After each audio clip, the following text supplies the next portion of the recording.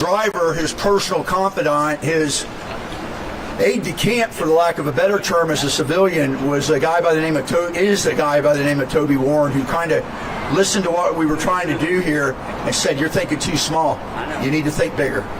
So Alabama Veteran Nation is really going to be a footprint or a guide-on for other states maybe to have activism in their veteran ranks in order to overcome some of the government overreach that we're seeing here today. I have a very, very accomplished list of speakers. I think each of them will speak to a certain part that is unique, and I think you will find it to be illuminating. Remember, we are going to make our voices heard.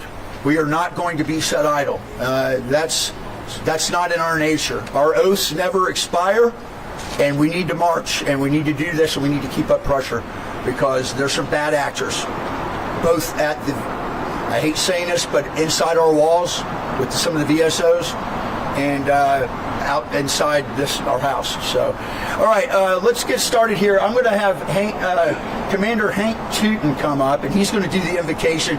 Coast Guard graduate, Great American, Baruch Studios. Give a round of applause. Let us pray. Eternal Father, creator and sustainer of all things, through the powerful word of your dear Son, Jesus, we come before you today in humble and grateful thanks for the spirit of wisdom through whom you moved our forefathers some 250 years ago to pen the Declaration of Independence and to open the door for this democratic republic of the United States of America, a land committed to justice, righteousness, and truth. Moreover, Lord, we thank you for the faithful men and women, the veterans of our military service, who, following the example of our Lord Jesus, who being very God and creator of the universe, declared that he had come not to be served, but to serve one another. Bless these stewards and defenders of our precious gift of American independence. Grant us all the grace and appropriate honor for them to, for their relentless courage and their commitment to defend the Constitution and the liberty of free people. We pray today for unity with our brothers and sisters in the State House as they consider House Bill 154 and Senate Bill 67. We pray that by your divine power, you will slow down the unreasonable rush to push this bill through and open the door to collaboration. Now unto the King eternal, immortal, invisible, the only wise God, be honor and glory forever and ever. Amen. Thank you, Hank. Thank you very much. This is Providence. I want to say something here. If you would have told me a year ago I'd be standing up here doing this, I would have scoffed at you. I was happily semi-retired, small farm down in Pentlala. But God puts people in your lives. He puts, when one door closes, many more are open. And whosoever diggeth the pit shall fall in, my master tells me. And that's why I'm here to support Veteran Nation. Also, Admiral Kent Davis, Colonel Doug DeMeo, who have been wronged by the state. We are just getting started. So I would like to just going on a higher mission. I'd like to introduce our next guest. She's going to sing a cappella the national anthem. Miss Roxanne Holland, wife of Charles Chuck Holland, B-52 pilot. She's also Commander-in-Chief of Fort Living Room, and she has also worked at the embassy in Bolivia when Chuck served as the DAO there for several years. She was on their music, what is it, your jazz squad? You're pretty good. Rock and roll band, man. That's rock and roll. Okay, well, we're going to turn it over to you, my lady. I hope you'll join me in singing our national anthem. Oh, say, can you see by the dawn's early light what so proudly we hail at the twilight's last gleaming, whose broad stripes and bright stars through the perilous For the ramparts we watched were so gallantly streaming, and the rockets' red glare, the bombs bursting in air, gave proof through the night that our flag was still there. Oh, say does that star-spangled banner yet wave o'er the land of the free and the home of the brave? God bless America, bless our veterans. You were in a rock and roll band. All right, a little bit background on me. You may be wondering who I am. I spent 23 years in the U.S. Army, 12 and a half on active duty, the rest in reserve and IMA. But I was in a very unique program. I was an infantry officer that got branch detailed after 9/11 to Tactical Human Intelligence. I worked for DIA Gray Fox with the Defense Intelligence Agency as a badge credentialed tactical human officer. I was Chief of Field Office Southwest Asia in Kuwait City, which ran all of CENTCOM's Army force protection and other OPSEC issues for DIA. Worked with the ISG, the Iraqi Survey Group, with Scott Ritter and the team, looking for weapons of mass destruction. We did not find any, but I do know we did find some red mercury, and it was nasty enough. We didn't have protection. So I'm a ranger by trade, infantry officer. Then I got smart and I got sent over to the mechanized infantry, and I thought, what am I doing? Why have I been humping this ruck all this time? You know, I just go drive in an air-conditioned vehicle. So that's me. I've pretty happy, and I love this state. I came here in 2015 from D.C. I was the Chief of Intelligence and Security for the U.S. Army Corps of Engineers Transatlantic Division in Winchester, which handled all CENTCOM, MILCON, construction. And then I was the Deputy CIO for the United States Mint at the U.S. Treasury for a year and a half, and then I came down here. I love it here. I believe this state as a special place. It's as red can be, yet there's some problems with some of our elected officials, and that's something that we can address and get our brothers and sisters on board. So that's me, and I just wanted you to know who's talking up here. All right, let's go ahead and let's move right into the very first speaker here, and I want to take the time to say that this gentleman I just met yesterday, but his reputation precedes him. His name is Colonel John Eidsmoe, and he is a law professor. He's a chaplain of the Mississippi National Guard for the Mississippi State Guard, John, thank you. He has worked in a lot of different capacities, but he is, what I think I'm most interested about him is, yeah, he's a veteran. You know what else he is? He's a constitutional law professor at Faulkner, and has really broken down the bills and really, I think, illuminated some things that we need to hear. So without further ado, I would like to present Colonel John Eidsmoe, and he's an ordained pastor too. Greetings. Although I'm a past commander and current chaplain for our Legion post, I'm speaking here only for myself. I can say, however, that the many Legion members I have spoken with and those of other veterans organizations are unanimous in their opposition to Senate Bill 67. The State Board of Veterans Affairs is composed of veterans nominated by each of 6 veterans organizations. The substitute bill, and we have read the substitute bill, preserves some of this structure, but it utterly strips the board of all real authority, and it makes it into a mere figurehead board of advisors. Here's the bill. In no less than 39 places throughout this bill, the board is stripped of power. In some places, this is done by striking board and inserting commissioner or department. In sections that require currently the approval of the board, the word approval is stricken and words substituted like in consultation with or with advice of or with recommendation of the governor or the commissioner or the board or the department are free to ignore the board's advice or recommendation or consultation. If this bill becomes law, the board will be nothing but a rubber stamp. There has been much discussion about who will serve on the board and how they will be selected. But it doesn't matter who serves on the board if the board has no authority. For a long time now, the board has selected the commissioner for a 4-year term, and the board has had power to remove the commissioner, but only for cause.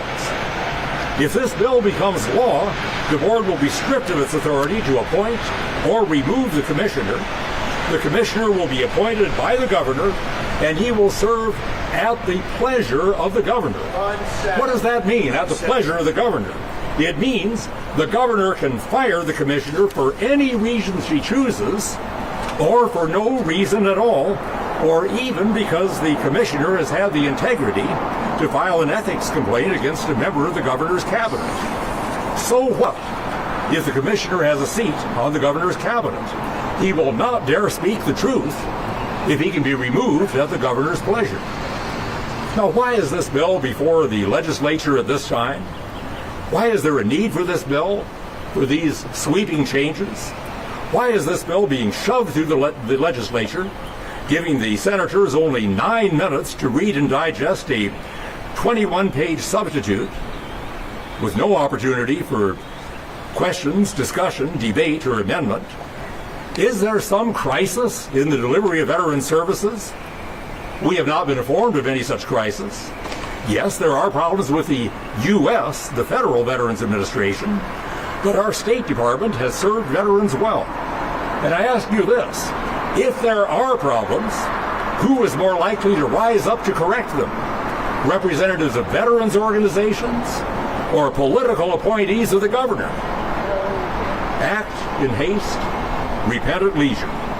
Legislators, please table this bill, then study the issue, work with veterans, get veterans' input, and in the next legislative session, or maybe even in this session, design a bill that will truly serve the needs of veterans and of the people of Alabama. Remember, legislators, you are a separate branch of government. Section 43 of the Alabama Constitution says, the legislative department shall never exercise the executive and judicial powers, or either of them. The executive shall never exercise the legislative and executive powers, or either of them, to the extent that it may be a government of laws and not of men. Legislators, the voters elected you to exercise independent judgment. Please do not vote for this bill just because someone in the executive branch has twisted your arm. We, the veterans of Alabama, did our duty. We defended our country. Some risked their lives, some gave their lives. All were willing to do so. Legislators, we ask you to do your duty. Don't cave into pressure. Do what you know is right, and may God guide you to make the right decision.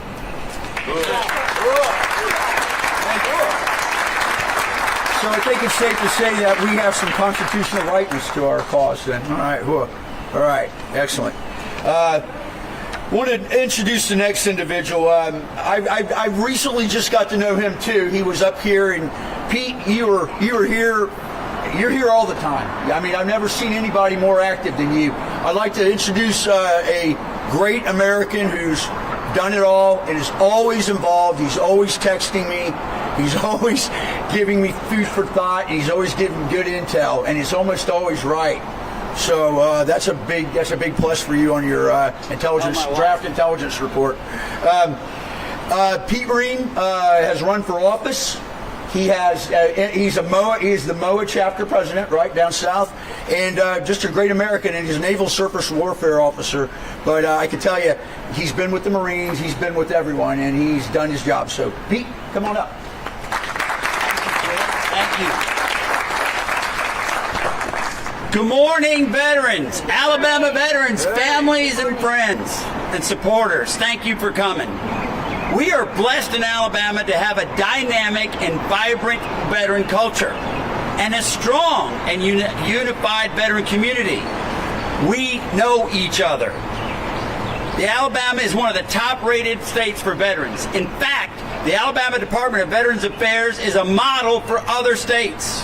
They come here to learn how we care for Alabama veterans. The people of Alabama absolutely respect and revere their veterans. Our legislators claim they do too. So hopefully they will start listening to us. Alabama veterans returning from World War II were concerned about serving the unique needs of thousands of warriors returning from a long, gruesome war. After witnessing the shortcomings after World War I, they knew there would be challenges to provide education, employment, housing, and treatment for battle-worn veterans. Literally the same challenges we still face today. They wanted to ensure the state of Alabama met those needs and was directly accountable and responsive to Alabama veterans. So working with legislators, they crafted the framework of the current Alabama Department of Veterans Affairs and the State Board of Veterans Affairs. They were careful to create an agency and a board that was not vulnerable to fickle political winds. The ADVA and SBVA would be apolitical, focused on veterans because it was overseen by veterans. Since 1945, the ADVA and SBVA have been effective. So why politicize them now? Who better than veterans to ensure our veterans are properly cared for? Over the years, Alabama Veteran Service Organizations have sent many devoted, noble veterans to serve on the State Board of Veterans Affairs, enlisted an officer from every service, from every corner of the state, every ethnicity, every race, decorated war heroes from every war and conflict, and even some former prisoners of war. The SBVA flexed their independence when necessary. Some years ago, when a legislator tried to sell some old dilapidated building to the state to use as a veteran's home, it was the SBVA that rejected that ridiculous proposal. And it was then the SBVA and ADVA that went on to build a sorely needed new veterans home. Under budget and on time. Instead of trying to remove their authority, maybe the governor should ask for their help to build prisons. Our national cemetery in Mobile has been full since the 1960s. So for about 40 years, veterans in South Alabama could only go to Biloxi or Pensacola for a veteran cemetery. A little over 15 years ago, South Alabama had an opportunity to build a new state veteran cemetery, but the then ADVA commissioner opposed it. The governor didn't intervene. The legislature didn't intervene. No political appointees came to our aid. It was the SBVA that overrode the then commissioner and directed him to build the State Veterans Cemetery in Spanish Fort. That is a beautiful cemetery that has exceeded its capacity by double since we put it into service. They use it more than twice what they anticipated. Now North Alabama needs a State Veterans Cemetery. Does anybody expect that has a chance without the decision-making authority of an independent SBVA? This misguided legislation will completely overhaul perhaps the only state agency satisfying its constituents. It will abolish the SBVA and replace it with a toothless advisory committee that can only make suggestions. Why is this bill being ran through the legislature? The Senate only had 6 minutes to read the substitute bill before they voted. What are they hiding? As Alabama veterans already know, the ADVA and SBA are working. So what is the real reason Governor Ivey is insisting to dismantle these venerable institutions?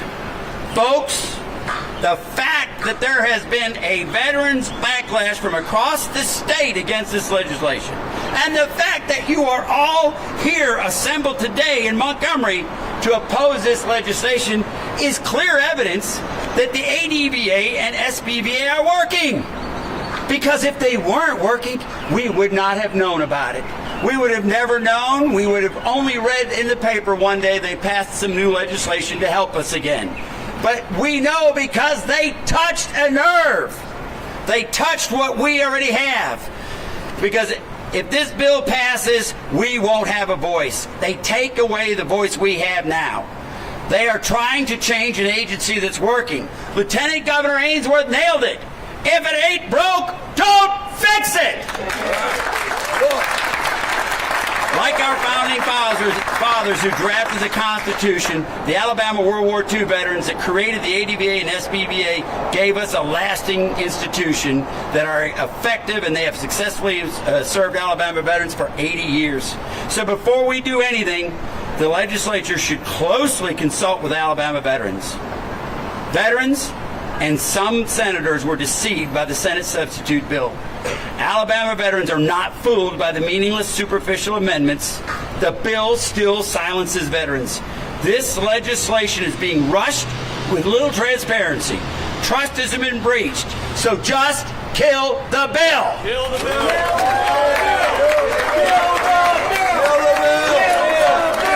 Kill the bill. Kill the bill. Kill the bill.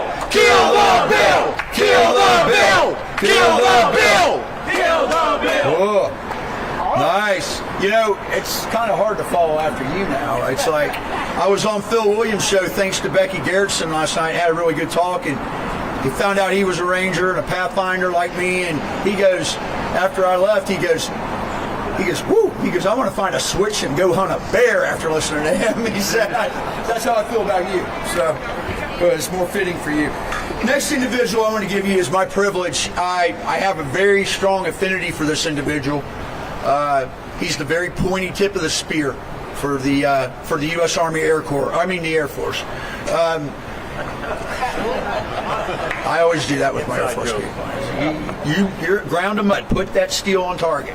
Anyways, his name is Douglas Cinco de Mayo, but he goes by Cinco as his call sign for fighter. He has over 2,600 hours, or 2,800, I think it is, Cinco, in the Viper. He was brought here specifically for a reason. The governor and the TAG at the time handpicked him out of the Air War College to be a space and a China prep guru for the next generation of fighters that were coming in for the Red Tails at the 187th. The F-35-2 Lightning, which, come to find out, Alabama has the most advanced version of that. Nowhere else in the arsenal or in the inventory of the U.S. Air Force is that particular model right now being used in a wing. So that shows you the importance of what that mission set was. And this man leans forward out of his foxhole and out of his cockpit. He's always doing the right thing. He was wronged. He was taken out under very suspicious circumstances, and he's won a suit in the federal court. He's continuing to fight, and that state still ignores him. So I want to welcome a brother and a brother at arms and a comrade, Cinco.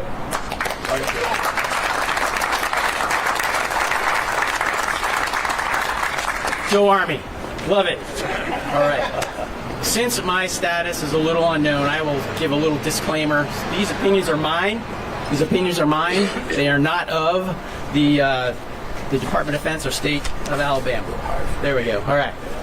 So you heard my name, Doug Cinco de Mayo. I won the call sign auction. F-16 pilot, 3,000 hours, and I got 5 times over in Iraq, supporting Iraq operations, prior squadron wing commander, and 6 years working in the Air Force's top doctrine and policy center. And I say that for a reason here is I have experience in 10 different states, as many of our veterans do. I've been here 10 years with my wife, Bobby, and my family, and Alabama is the best I have ever seen. Best support I have ever seen for veterans.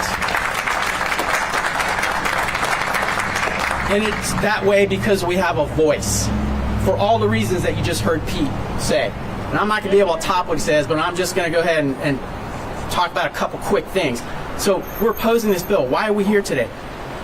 These are the facts. I read it over again this morning. The governor will appoint the commissioner who will serve at her pleasure, period. Next thing, State Board of Veterans Affairs becomes advisory only. Third thing, governor will select the board members. We will lose our voice, period. And that's the bottom line in those facts. So why are we doing this? Our current structure has stood the test of time since 1945. That's a pretty good record. This bill will politicize this position and our stances. Someone else will choose for us. We know what's best for us. And as Lieutenant Governor Ainsworth said, if it ain't broke, don't fix it. So our focus is to focus on our military members, and we're going to frustrate them. That's all this is going to do. Not just us, but our active duty members, Guard and Reserve, who are out there looking at us, saying, what's up, what's for me, what's coming for me? The nation's at a critical moment. We have powerful enemies afoot, and we want to attract and keep veterans in the state, and we want assets to come here. For instance, Space Command Headquarters, potentially KC-46. That's a possibility. We want more force structure. So going forward, we've taken our oath to protect the Constitution. That is a lifetime oath, by the way. We know how much freedom of speech is important to us because we defended it with our lives, and that's why we're here today. We're not going to be fooled by doublespeak. And our issues are very complex, and we must have support and advocacy in our ranks. And the veterans are going to the polls again soon. Elections are coming up, period. So I'm going to finish up with this from one of my favorites, President Ronald Reagan. Freedom is never more than one generation away from extinction. We didn't pass it on to our children through our bloodstream. It must be fought for, protected, and handed to them and on for them to do the same. Or one day we'll spend our sunset years telling our children and our grandchildren that what it was once like in the United States, where men and women were free. And with that, I will close. Thank you for being here today. God bless you, state of Alabama, and the United States. Great American, man. Just and we are working with them in concert. Yes, go right ahead. To make sure that he's getting all the coverage he can get, whether it's at the Joey Clark show or some other shows we're working on. That man right there, like the Admiral, like our champion, Admiral Kent Davis, was wronged. And all it takes for things like that to happen is for good men and women like us to stand by idly and do nothing. So that's why you're here. I'd like to introduce next another good new friend that I've made, Becky Garrettson, from the Executive Director of the Eagle Forum of Alabama, and more importantly, she told me, an Air Force spouse. Her husband was an Air Force officer, so she had a hard job. She's also a political candidate in the past. She's a wonderful, she's kind of gives me some balance where I want to just cry havoc and let slip the dogs of war. Becky's like, well, we want to try to keep peace with certain things. So thank you, Becky, for already having an influence on me. And come on up here and tell us about it. Thank you so much. So the sponsors of the bill and the governor say that this restructuring of the State Board of Veterans Affairs is going to give veterans a louder voice. How does stripping away all of their authority that they've had for 80 years, that has been so powerful it had the effect and force of law, how does stripping that away give veterans more voice? How does giving all of that power that once belonged to 17 members on a board to one person make veterans' voices louder? How does taking the choice of who serves the head as the head of the Department of Veterans Affairs, taking that choice away from the veterans, how does that make veterans' voices louder? We are told that it's important to have this a cabinet level position so that the department will be in the ear of the governor. Well, let me remind you, the governor is the head of the board. She should be at those meetings. Who can get more in the ear of the governor than the governor's own ear? This makes no sense. This does not give Alabama voters a louder voice. It is a blatant political consolidation of power, and it must come to an end. The department was created 80 years ago, 1945, to be apolitical. I want you to mark my words right now. I work in this building a lot. I lobby for a lot of good family-friendly legislation, veteran-friendly legislation. The way this bill has been handled, from the development of a bill with very little veteran input to rushing it through the Senate with no motions allowed to be made and a vote to be taken in about 7 minutes from the time they got a brand new 21-page bill. No discussion, no amendments, nothing. Then, allegedly, well, there were phone calls made yesterday to the organizers of this rally saying they were from the governor's office, and that if we showed up today, they would have 7 police units ready to arrest us. Now, I don't know if that person really was from the governor's office, but that was what was threatened. And let me tell you what happened this morning. The chairman of the House Veterans Committee, Military Committee, denied our request for a public hearing tomorrow on Senate Bill 67. These people who love veterans sure don't act like it. This, again, is a foreshadowing of what will happen if this bill passes and how veterans get the short end of the stick. You have been drafted today. You have a job to do today. Do not walk away from here until you go inside. We have prepared for you a sheet or QR code. It has all of the names of the chairmen that are going to be meeting tomorrow and their room numbers. Go visit them. Doesn't have to be confrontational. Just say, I'm so-and-so, I'm in retired Air Force, I'm part of the VFW, and I oppose this bill, and I'm asking you to vote no. That's it. You don't have to get into a big fight. That's all you need to say. If they're not in their offices, you can pull them off the House floor. Directions are in the paper or on the QR code. If you don't know who your legislator is, there's a link in the code so you can find out and you can go see them. They don't know we're out here, people. They're in the inner rooms doing work. They don't have any clue we're here. It is your job today. Thank you for your service. You served all this time. What you do today, they must hear you. Please go see them and use the paper, and thank you for your time. Thank you for being here. Kill the bill.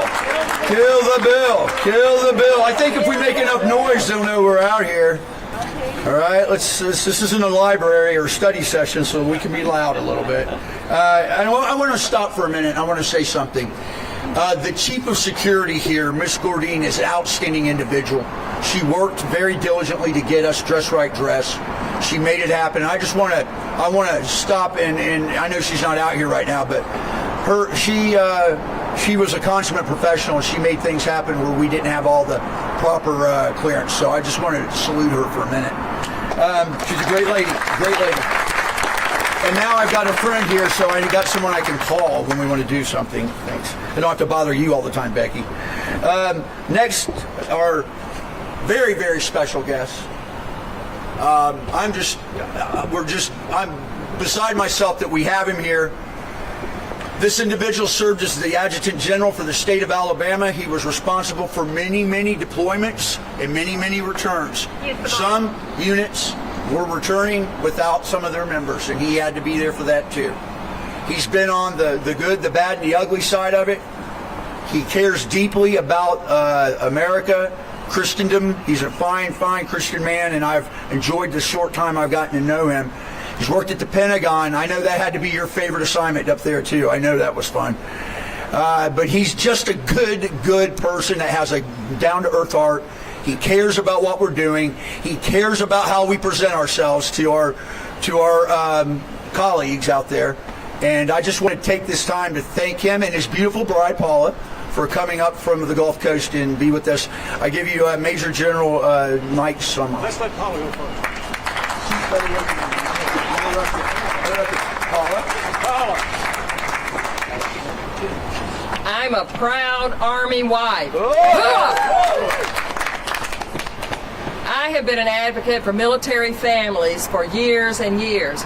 The Lord put me in D.C. with my husband at the Pentagon, and during the time that Walter Reed Army Hospital was going through all the upheaval about the mold and people not going missing, not knowing where they are, and I just poked my nose right in and was recruited for a job, and I ended up working with Wounded Warriors, which I did for several years, and I also worked I ended up running the volunteer and child and youth program for the National Guard, so I was closely connected with military families.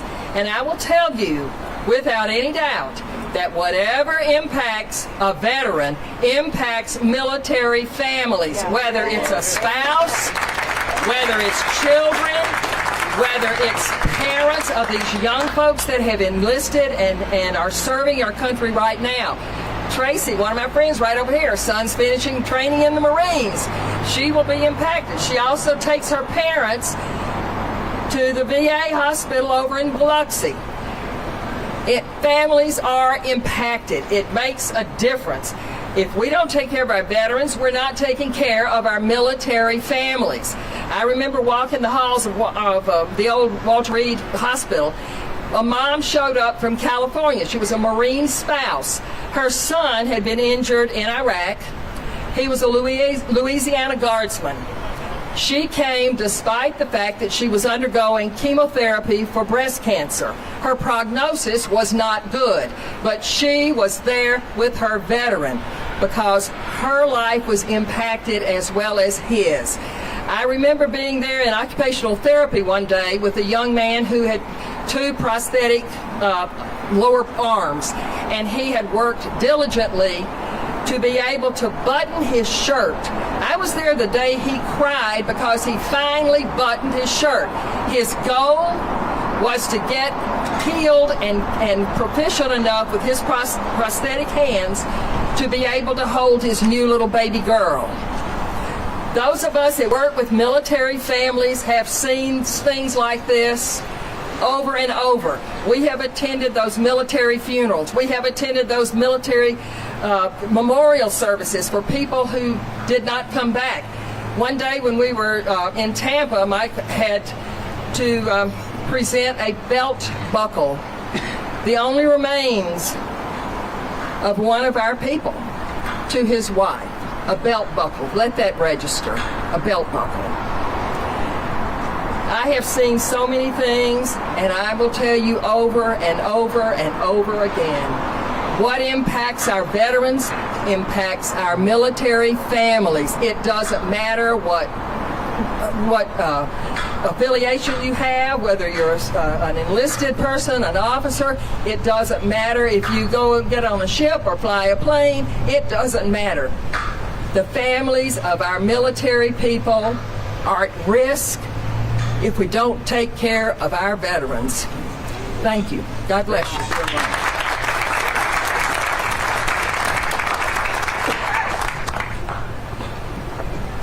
Well, first of all, I have to comment on the weather. Isn't it great? You know, if you'll allow me just a couple of minutes of personal privilege here, I want to tell you a little bit about what happened right here in this area on 9/11. The governor was out of town, and the attacks came, and the chief of staff called me, and he said, "What do we do?" So I came down, and we started working. Well, I'm going to tell you what we did. The 187th, right out here, they were in the air. The 187th was right out here, and they were in the air within a matter of a few minutes. Is that better? Okay. I'm a tall guy. What do I say? Let's bring it up a little higher. There we go. So the 187th went right away, but there was only one problem. They had no ammunition. So they immediately went down to Florida, to Tyndall Air Force Base, picked up ammunition, met our refuelers, and were flying combat air patrols over Atlanta and this area right here. The 167th Infantry, who've not been activated since Korea, they left from over in Valley and several other places around the state. The 20th Special Forces that really pulled my heartstrings, they left from the Birmingham airport. And I'm going to give you the good news, they brought every soldier home. It was great.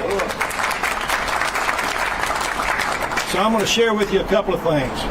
The first thing I'm going to share with you, well, let me start with a thank you. Thank you to all the folks here because you care, and that's important. I'm going to tell you some of the things that go on down in South Alabama, and this is why this is so important. We got a call 3 days before Christmas. A veteran, female veteran, and her 3 children were living in the car down at Orange Beach. I mean, that's just terrible. It was taken care of very quickly. We had numerous calls like that. We had a veteran sleeping on the ground behind the First Methodist Church. Veterans took care of him. Veterans take care of veterans. Veterans understand veterans. We love each other. We respect each other. It's a great organization. One of the things that we have the capabilities to do, and the board has the capabilities to do, is go through the systems, find out what the problem is, and solve the problem. Civilians don't understand that. Political appointees don't understand that. If you don't believe that a political person can get appointed that's not competent, just look at what Joe Biden did with some of his friends. The one I always remember is the nuclear guy that wore high heels and lipstick. So the question is, where do we go from here? That's really what we've got to figure out, where we go from here. So the lady that works across the street, and the folks that work in this building here, and all of us across the state, we've got to find a solution. So we need these folks to work with all of us so we can get to the solution of the problem and solve this and take care of the folks that we love. I want to share one more thing with you here. Paul and I we go to a new church down in Spanish Fort. And we went to church Sunday and we sang a song that was kind of special. And then we went to a training session at another church in Bay Minette and we sang that same song. And later on I was talking with Paula about it and I said, I think there's a message there for us. And she said, I had the same idea. So I think the message is something I'm going to share with you. And instead of thinking at it from a religious standpoint, I want you to think about it from the standpoint of that young man or that young woman that put on the uniform of this country, put that flag on their shoulder and went somewhere. Maybe it was somewhere safe, maybe it wasn't somewhere safe, but they went. The 1% that keeps us free, they went. Let me just read this with you. This is the chorus from a song called Here I Am, Lord. Here I am, Lord. It is I, Lord. I have heard you calling in the night. I will go, Lord, if you'll lead me. I will hold your people in my heart. That's the way the veterans feel about the people they defend, and that's what we need to pay back to the veterans. Thank you very much. Thank you, Major General Summerall. You're great, and we just we're honored that you and your beautiful bride took the time to come out. I know you're very busy, but the general shared that with me last night, and as soon as I heard it, I knew you needed to do that, and that was what providence is. God leads us to where we need to be. So thank each of you again for being here. Next individual is Miss Brenda Tootin, who is a kind of a second, I don't know, I'm not Mormon, you're not my second wife, you're like more my guardian. She looks over me sometimes when I do bad things or stupid things. She's a great lady. She's the wife of her husband being Commander Hank Tootin, the Coast Guardsman who did the Invocation. They have a beautiful place downtown, Baruch Studios in their home, and they have a ministry, and it's powerful. But she's going to come at this from a wife perspective of the military, and she has a great story about her father. My lady? Yeah, I'll bring it down for you.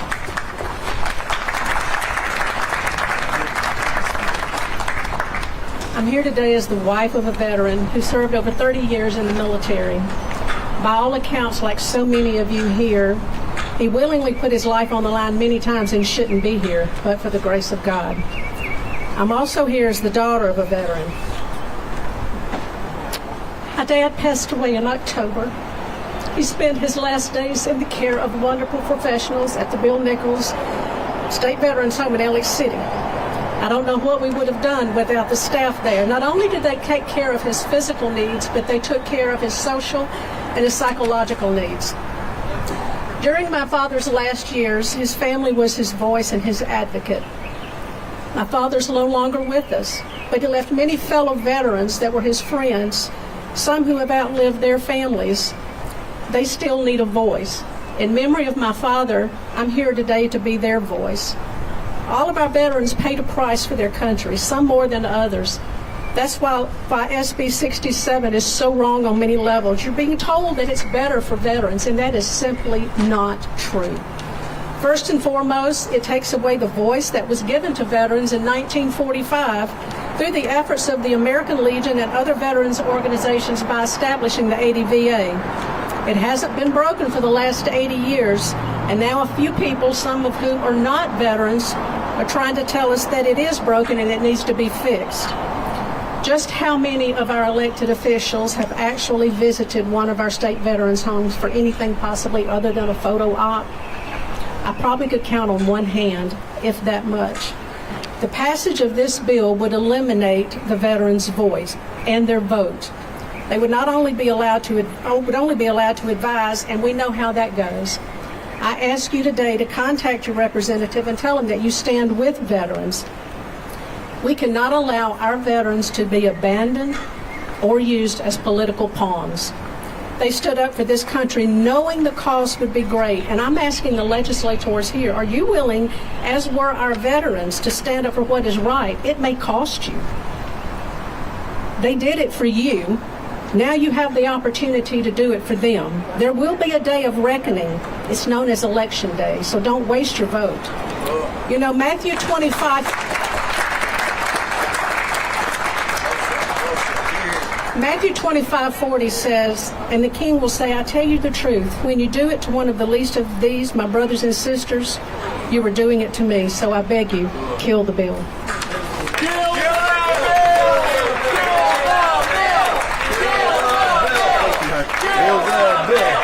Kill the bill. Kill the bill. All right. This next individual is, I don't pick favorites. I just really like him a lot. He's always keeping me straight, and he busts my chops all the time, and he can because he's a man of many, many talents. He is one of the speakers here, besides the Admiral, that served on the board of Veterans Board of Veterans Affairs. Came from Louisiana to us via the Marine Corps. Great American. Joint Chief Staff, Senior NCO for, I think, 5 years, Sergeant Major? 4.5, maybe? I mean, this man has done it all. And funny story I'm going to share with you. I'm talking to a gentleman down south. He's got a ranch down there, and his name escapes me right now, but I'll remember it when I see it. He goes, Brian Battaglia was my regimental sergeant major in Fallujah. I said, man, small world, isn't it? So, and he grew up about 10 minutes from where I grew up in Ohio. So, Sergeant Major, your reputation precedes you, and I give you the floor.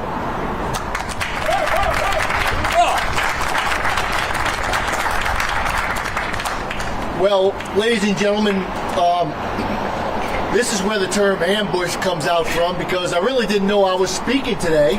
I thought I was just going to stand in the lower ranks and work the crowd as I have been. But I'm very, very appreciative to be up here and at least represent part of our veteran community. As a proud Alabamian resident, I too hope that this bill is disintegrated and that our senators and representatives in the House can see the light as our Lieutenant Governor has. This bill is absolutely unnecessary. It's ridiculous, and it cripples that what I've seen, having served on the State Board of Veterans Affairs, and how it can execute its duties to the maximum potential of providing veterans in the state of Alabama of what you have rightly earned in your service to our country. So I'm going to end my short remarks and yield back any time that I have with what the governor said. If it ain't broken, don't try and fix it.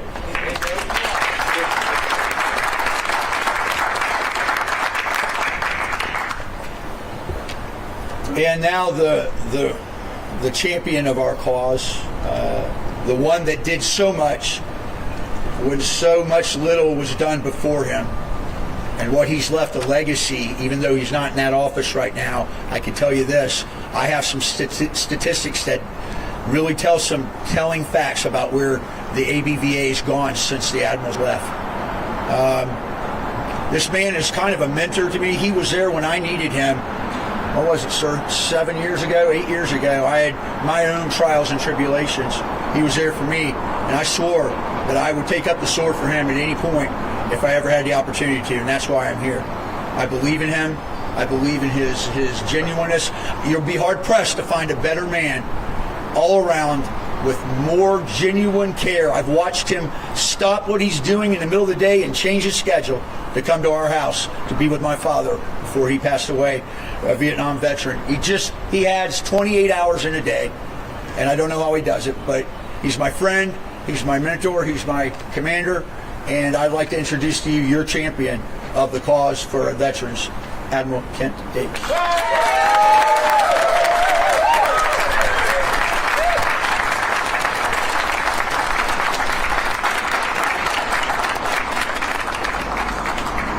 Well, good afternoon, everyone. All right, step one, raise the microphone, as always. Sorry. That's the hazard of being 6'4". So God bless you all for being here. Thanks so much. It's really great to look around the crowd and see so many familiar faces. I think I know just about everybody here. So without further ado, so many great speakers, My gosh, Sergeant Major Battaglia, so great to hear from you. It turns out he and I grew up just a few miles away from each other in New Orleans. We joined the military about the same time, and we didn't meet each other. We crossed paths apparently in Afghanistan. I found a picture the other day of him in it at my command in Afghanistan. But yet we really didn't meet until we linked up back here in Montgomery, Alabama. So I always start any speech by saying, look, there's several things I'm proud of. I'm proud of my faith in God and Jesus.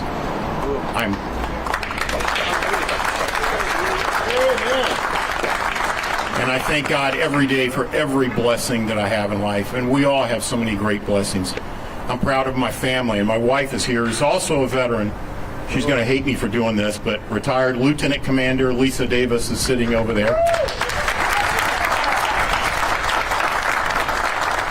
Obviously, I'm proud of being a veteran, but I'm proud of being an Alabamian, too. I literally was born about a block away from here in the old St. Margaret's Hospital. It's not there anymore, but I have fond memories of many years here in Montgomery, and was proud to come back here.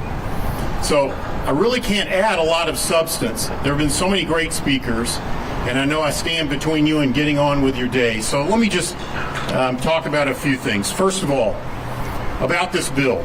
I want to talk about the motives very briefly, the procedure, the process that surrounded this bill, and a little bit about the substance. And some of this has already been mentioned. First of all, the motives. You followed the news the last few months. I don't need to rehash that, and I don't intend to do that. But I will simply say this. Look at some of the emotions behind this bill. Anger is rarely a good motive for legislative action, and I will just leave it at that. Second, talking about procedure, several of the speakers have already mentioned this, but this bill was rushed through. It was originally introduced on a Tuesday. It went to committee the next morning. The committee time was changed. Veterans intended to go to that committee meeting. Time was changed. There was an attempt to rush it through the next day for a full floor vote. That didn't happen because of an almost instant pushback from the entire veterans community. When the current substitute bill was introduced, literally, and I've had legislators tell me this, they had about 6 minutes to consider that bill. Over 20 pages, and they had 6 minutes to read an entirely new substitute bill. And no motions were allowed. After announcing that the bill was going to be carried over, there was a forced vote shortly after it was introduced. So I'm not sure that was a very thorough process given to our elected officials to consider that bill. What is the rush? There isn't a rush. The current process and structure has been around for 80 years. You've heard people talk about the successes, how happy veterans are with the Alabama Department of Veterans Affairs. It ain't me. I'm telling you, there are some great people that work in that department. I see at least one here sitting in the crowd. It is a good department that serves veterans well. Let's talk about some analogies. We've seen some need for real change in the state and some really good discussions that have taken time. Last year, there was a big discussion about what was going to happen with public health in the state. That discussion was slowed down. It was modified. There were original proposals to make the state health officer a governor appointee. I think cooler heads prevailed, and in the long deliberation over that process, there was a compromise made. You have a good compromise now with the Alabama Department of Veterans Affairs, in my humble opinion. You have a balance of the governor appointing members to the State Board of Veterans Affairs, chairing the State Board of Veterans Affairs, but input from the veteran service organizations in Alabama that represent the veterans of the state. People say over and over and over again, if it ain't broke, don't fix it. What is the problem here that we're trying to fix? All right, speaking of which, on the substance of the bill, is this just a solution in search of a problem? I think that's a fundamental question that needs to be asked. Secondly, over the past 5 to 6 years, thanks to some of the great people in the Alabama Department of Veterans Affairs, that department has had some incredible successes. 6 years ago, Alabama had the longest waiting list in the country to get into its state veterans homes. Aren't you tired of being last in statistics in Alabama? The State Board of Veterans Affairs initiated a brand new state-of-the-art that the rest of the country is now modeling on in Enterprise, Alabama, the Benny G. Atkins State Veterans Home, to address that long waiting list to get into the state veterans home. It was just opened in September. The department added 12 new veteran service offices around the state of Alabama to fill geographic gaps. 12 new offices that provide services to veterans. That department revamped their entire infrastructure for information technology to make their veteran service officers more mobile, more modern. They took their dependent scholarship program from a 75-year-old paper-based, very inefficient system to an online, modern, internet-based portal that increased the efficiency and the time in processing those applications. I could go on and on and on, but it goes back again to the Lieutenant Governor's adage of, if it ain't broke, don't fix it.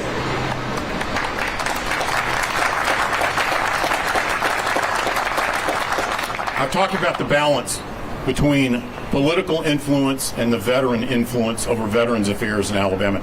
That is important. We live in a system of checks and balances in this country. We have 3 branches of government. Those checks and balances should be built in, especially in a specialized community like the veterans community. You want a mix of political influence and veteran influence on that community. That's what we have now, and it works well. I've heard talk also from some of the speakers about what is the difference between the U.S. Department of Veterans Affairs and the Alabama Department of Veterans Affairs. There is a lot of confusion about that. And I've seen some of the social media comments about this bill online. Inevitably, 99% of the comments from veterans are against this bill. If you haven't seen it, go out and check it out. You can verify that. Every once in a while, someone will put a comment that says, we need reform because veterans' medical care needs improvement. It suffers. And I've had to tell people that's the federal VA. That's not the state VA. This bill has nothing to do with that. So if you're looking for reform in medical care for veterans, you need to talk to your U.S. congressman, not this state house.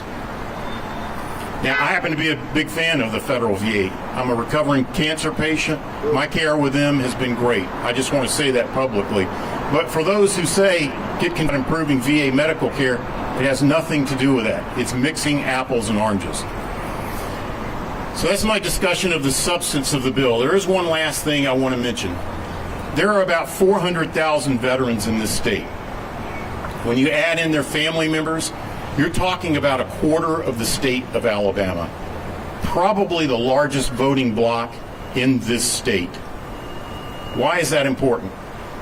It's important for this bill, but it's important for all of our rights. These are men and women who have served their country, sometimes at great risk, sometimes giving their life for this country.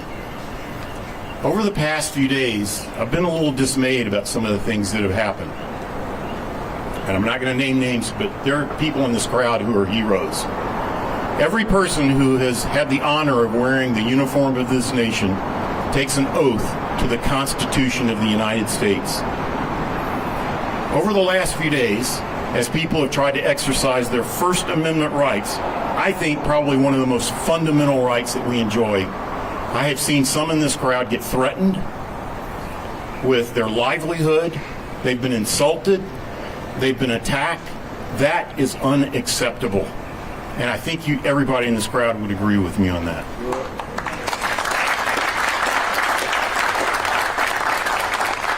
So carrying that theme forward, what Becky Garrettson said earlier, and others, I would urge you, exercise that right that you earned. If anybody has earned the right to have your voice heard and to talk to your elected officials, it's those veterans and their family members who have borne the battle for this country. So please, talk to your elected official. You earned that right under the First Amendment, and do not step down from that. And I would say it's an obligation. Thank you so much for your time. May God bless all of you.